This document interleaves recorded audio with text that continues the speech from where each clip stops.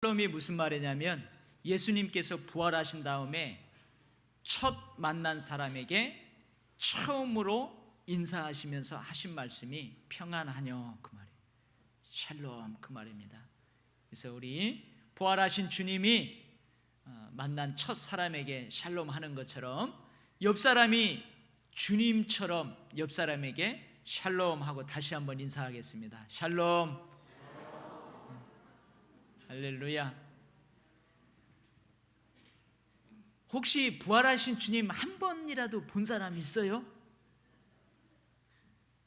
저를 눈으로 보는 것처럼 부활하신 주님을 본 사람 있냐고요? 없죠. 그러면은 할 수만 있으면 나 부활하신 주님을 목사님 이렇게 눈으로 보는 것처럼 주님을 꼭 한 번이라도 봤으면 좋겠다 하시는 분 있어요? 다 보고 싶죠. 여러분들이 그렇게 실제로 눈으로 부활하신 주님을 보고 싶었던 것처럼 한 여자 집사님이 간절한 소원이었답니다. 주님이 나와 함께 하시는 것 같긴 같은데 그 주님을 한번 진짜 눈으로 보고 싶은 거예요. 여러분들처럼. 그래서 간절히 기도했답니다.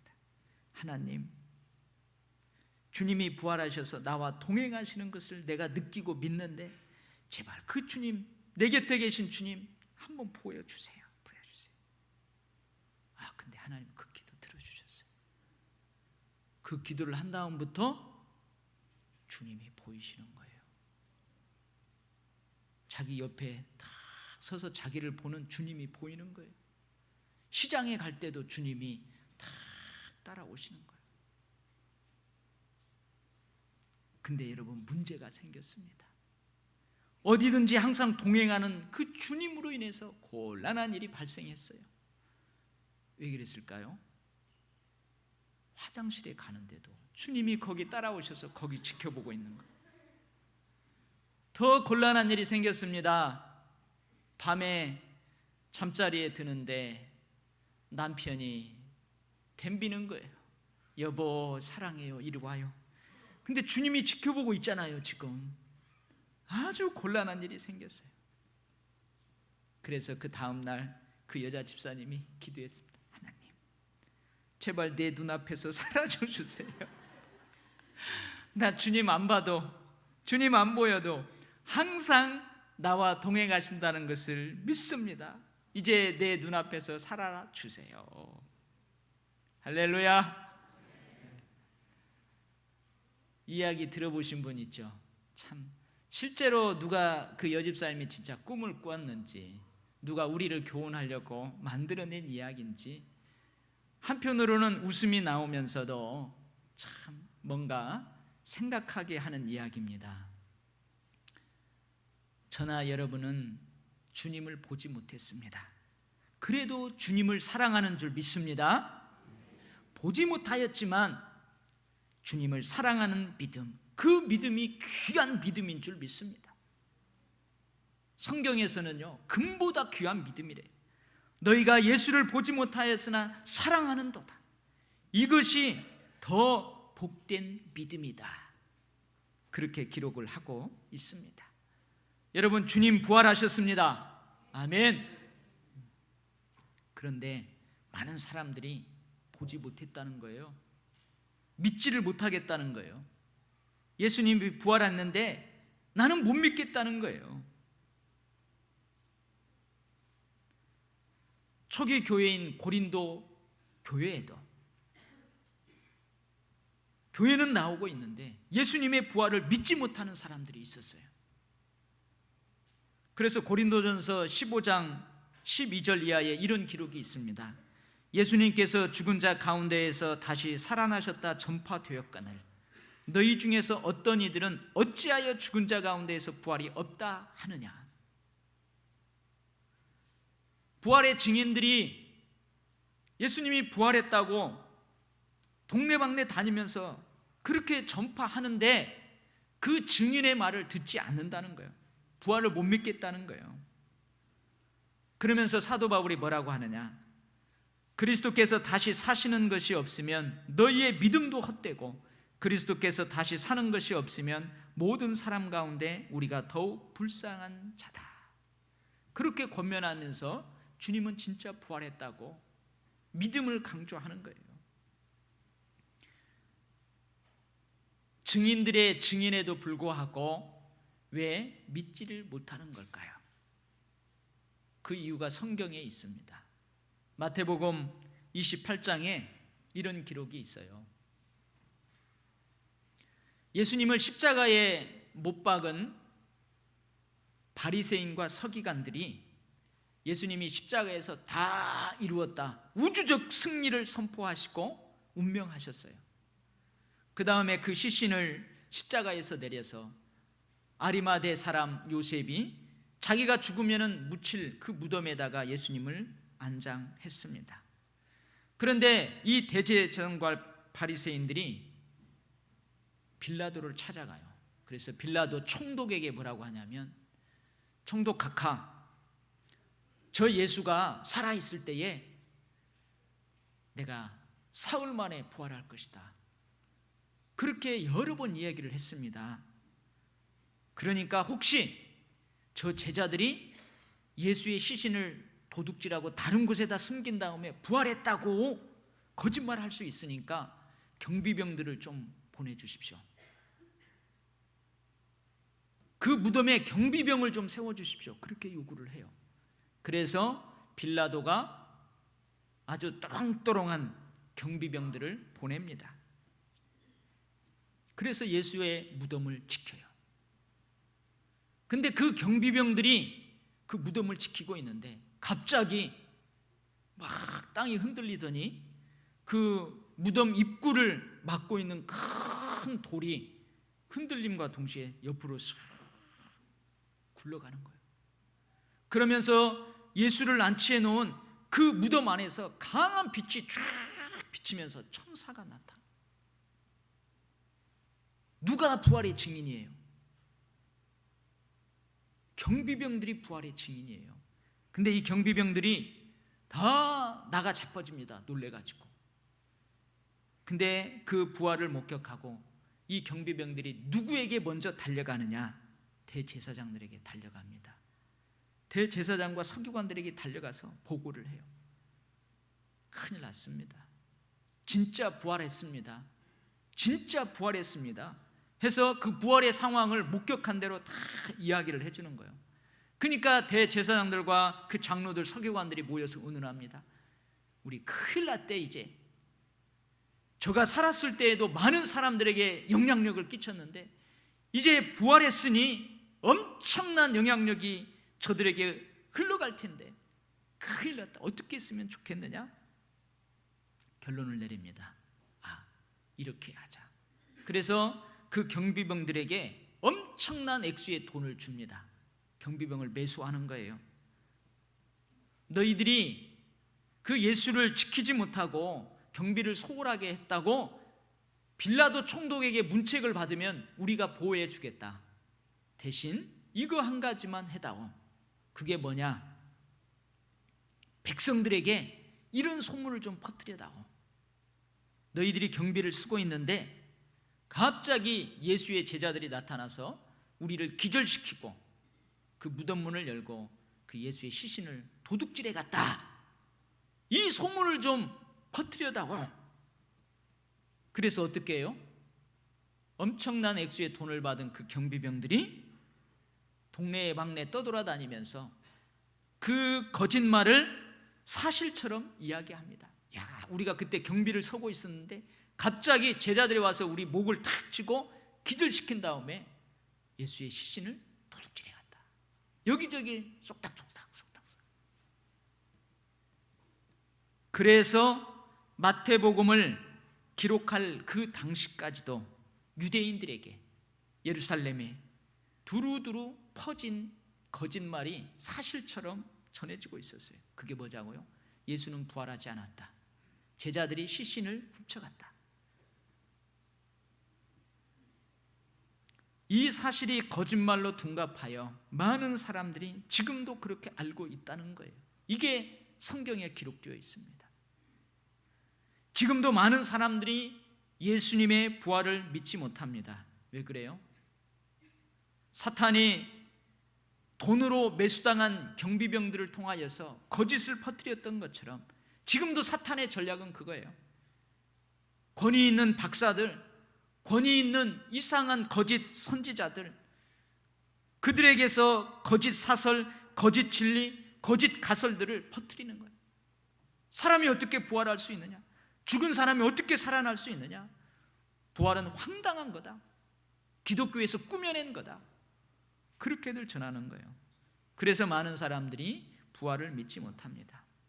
하지만 우리는 부활을 믿습니다. 아멘. 성경이 부활을 증거하고 있어요. 증인들이 많이 있습니다. 성경을 하나님의 말씀으로 믿고 주님과 동행했던 많은 신앙의 선배들의 삶이 예수님의 부활을 증거하고 있기 때문에 우리는 부활하신 주님을 믿습니다. 우리는 주님께서 나를 죄를 위해서, 우리 죄를 위해서 십자가에 돌아가셨음을 믿습니다. 그리고 십자가의 죽음이 하나님의 승리요 우리에게 영원한 생명이다, 이 사실을 확증하기 위해서 바로 주님이 부활하셨다는 것을 우리는 믿습니다. 그리고 그 주님은 지금 우리와 동행하십니다. 우리가 눈으로 보지 못하지만 주님은 늘 우리와 함께 하십니다. 왜냐고요? 주님은 십자가에 달려 돌아가시기 전에도 내가 너희들과 항상 함께 있다. 너희들이 나를 믿으면 내가 너와 함께 먹고 마시면서 너와 동행하겠다. 주님이 여러 번 말씀하셨거든요. 십자가에 죽으신 다음에 부활하신 이후에도 주님께서는 믿는 사람들과 함께 영원히 함께 하셨다고 말씀하셨어요. 세상 끝날까지 너희와 항상 함께 있으리라.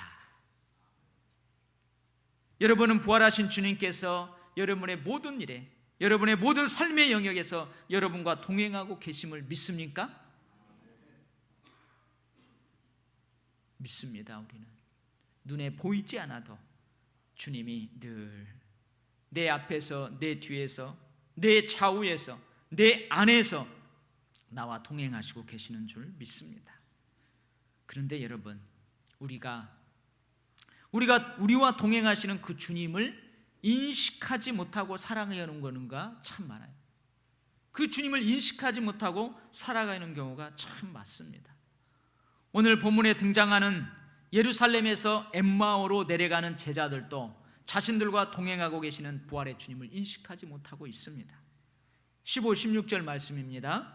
저희가 서로 이야기하며 문의할 때에 예수께서 가까이 이르러 저희와 동행하시나 저희의 눈이 가리워져서 그인 줄 알아보지 못하거늘. 부활하신 주님이 대화하는 그들 가까이에 와서 그들과 동행하고 있어요. 근데 그들이 그 부활하신 주님을 알아보지를 못합니다. 동행하는 그 주님을 알아보지를 못해요.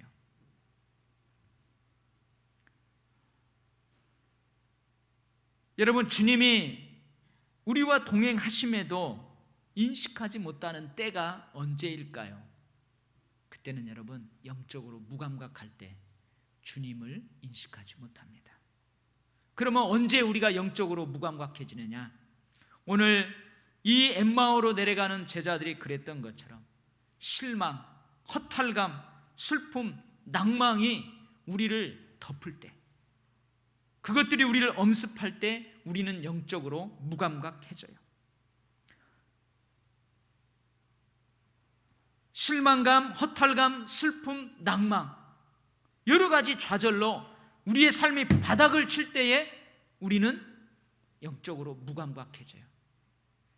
그래서 우리와 동행하시는, 우리와 함께 하시는 주님을 느끼지 못하고 알지 못합니다. 또 어느 때 영적으로 무감각해지느냐? 그 반대의 경우. 너무 행복해요. 근심 걱정 없어요. 너무 기쁘고 행복해서 하늘을 나는 것처럼 그렇게 살아갈 때 여러분, 영적으로 무감각해질 수 있습니다. 그때는요, 눈이 가리워집니다. 이 두 사람은 유월절 기간에 다른 사람들이 그랬듯이 예수에 대한 기대감으로 예수님을 따라서 예루살렘 성에 들어왔음이 분명합니다. 이스라엘을 속량할 자라고 바랬더라. 그랬죠. 예수님에 대한 기대감이 있었어요. 그리고 많은 사람들이 그러했듯이 이들 또한 전혀 예상치 못했던 그 예수님의 십자가의 죽음을 보게 되는 거예요. 백성들의 환호를 받으면서 예루살렘에 입성했던 예수, 이스라엘을 속량할 자라고 모든 사람들이 바랬던 그 예수, 그 예수가 십자가에 달려서 죽을 거라는 것은 상상도 못한 거예요. 십자가의 죽음은 예수님에 대한 기대를 한순간에 무너뜨려 버렸습니다. 왜요? 그들은 저 십자가의 의미를 모르기 때문에. 그러나 여러분, 오늘 본문에 보면 이들이 예수가 부활했다는 소식을 들었어요. 그지만 이 사람들은 그 부활의 의미를 전혀 이해하지 못하고 있었습니다. 그래서 이들이 오늘 실망감과 허탈감으로 힘없이 집으로 돌아가고 있는 것이었습니다. 근데 여러분, 잘 생각해 보세요. 실망감, 허탈감, 가득 찬 슬픔, 그것 때문에 사실은 주님이 동행하십니다. 그것 때문에 주님이 이 두 사람과 동행하십니다.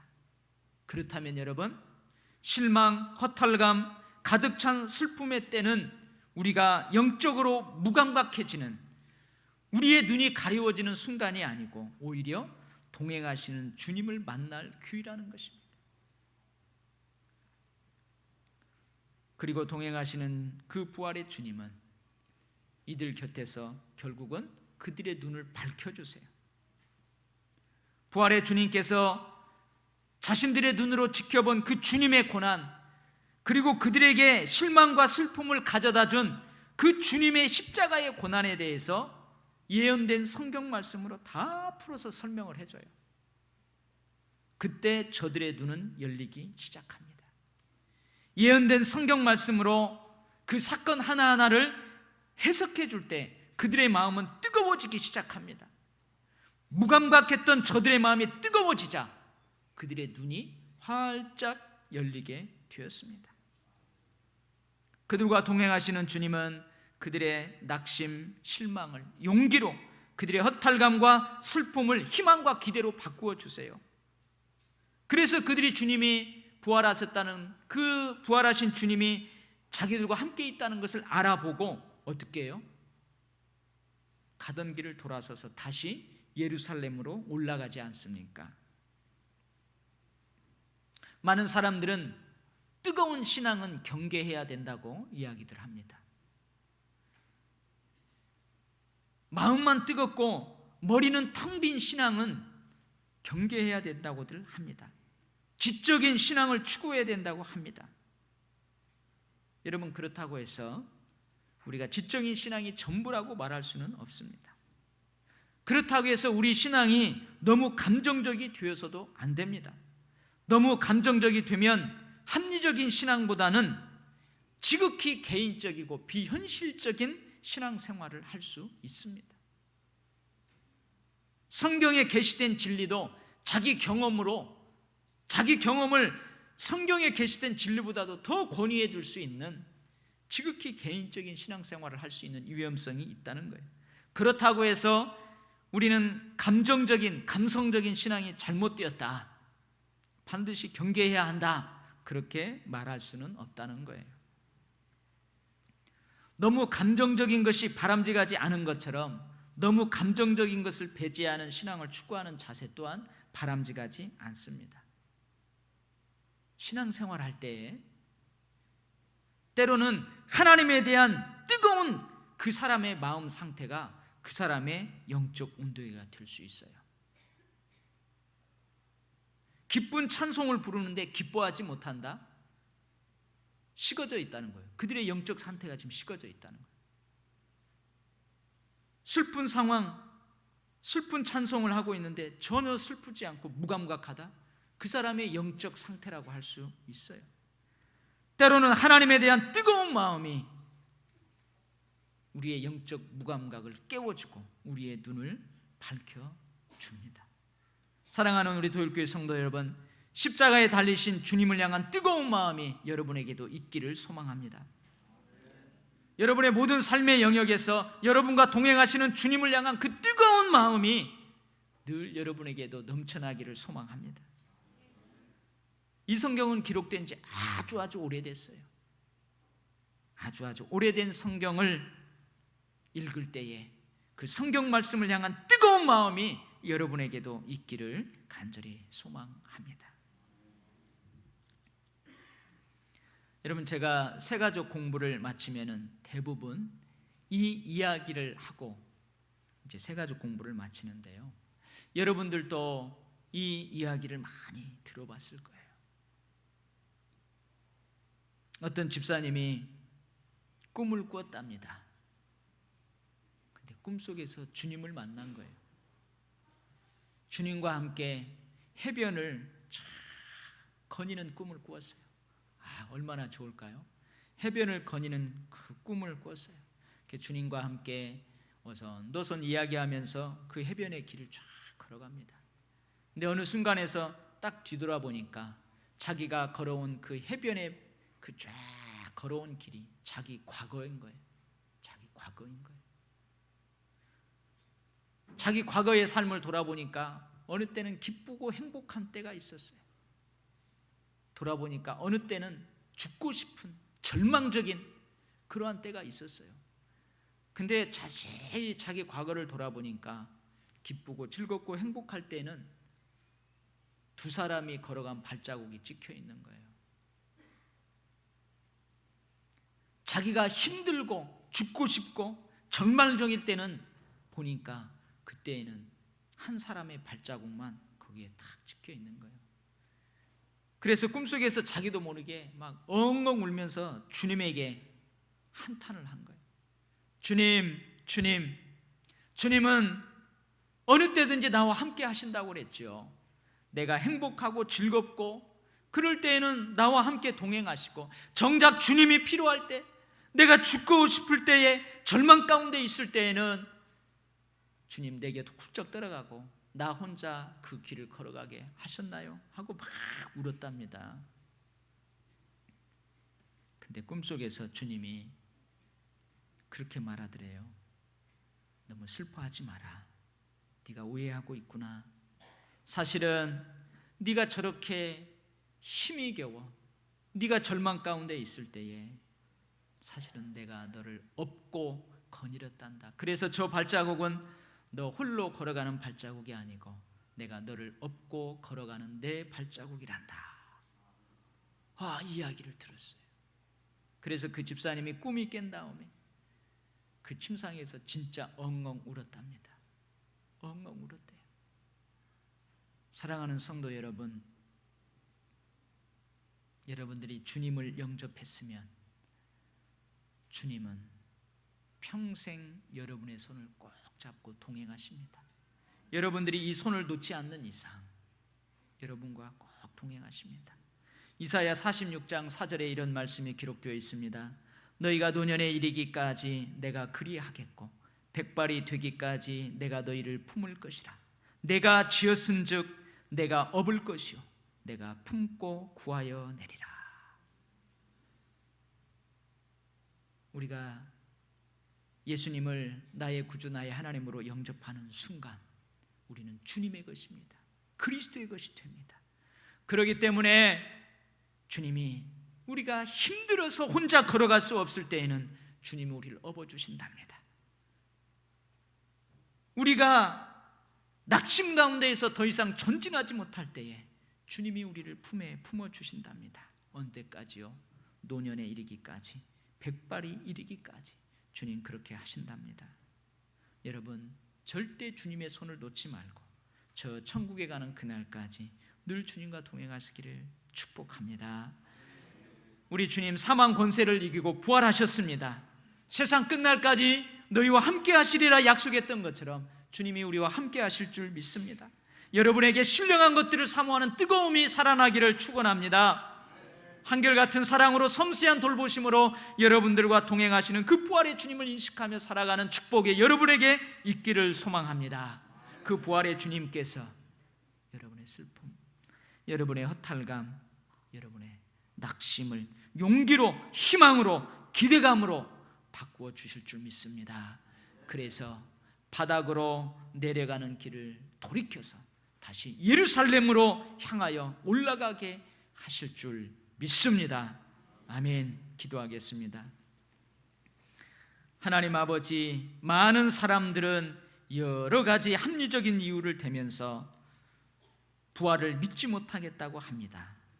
부활을 믿는 너희들은 미련하다고 합니다.